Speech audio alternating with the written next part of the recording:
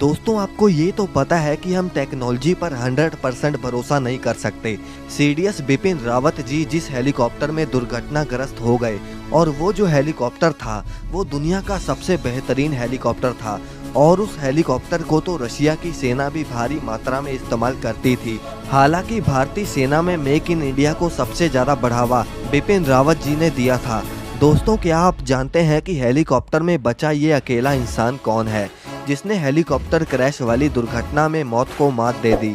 जानने के लिए वीडियो के लास्ट तक बने रहिए। दोस्तों बिपिन रावत ही वो इंसान है जिन्होंने इंडियन नेवी, इंडियन मिलिट्री और इंडियन एयरफोर्स को कोऑर्डिनेशन में लड़ने का बेहतरीन आइडिया दिया। भले ही ये हेलीकॉप्टर दुनिया का सबसे बेहतरीन हेलीकॉप्टर था, लेकिन ये पहले भी कई बार दुर्घटनाग्रस्त हो चुका है।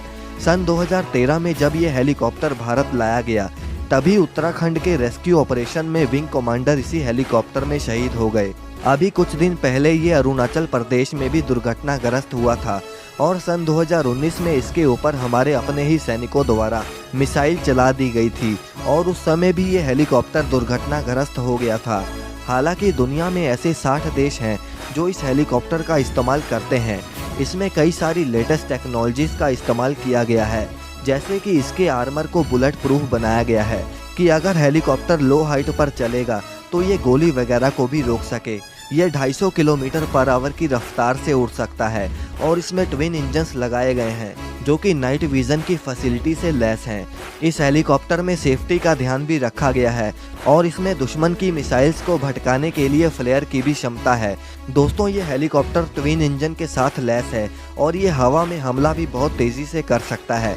इस हेलीकॉप्टर में अलग अलग तरह की मशीन गन्स को लगाया गया है और इसमें मिसाइल्स वगैरह को भी फिट किया जा सकता है जो कि वॉर के टाइम पर दुश्मन के दांत खट्टे करने के लिए काफ़ी है। हालांकि बिपिन रावत के साथ और भी काफ़ी सारे सैनिक थे जो इस दुर्घटना के शिकार हो गए, लेकिन एक ऐसा भी सैनिक उस हेलीकॉप्टर में था जिसने इस दुर्घटना को मात दे दी और वो सैनिक कोई और नहीं बल्कि कैप्टन वरुण सिंह हैं और इनका इलाज फिलहाल अभी मिलिट्री हॉस्पिटल में किया जा रहा है और डॉक्टर्स का ये कहना है कि अभी 48 घंटों तक इनकी सेहत का कुछ नहीं कहा जा सकता।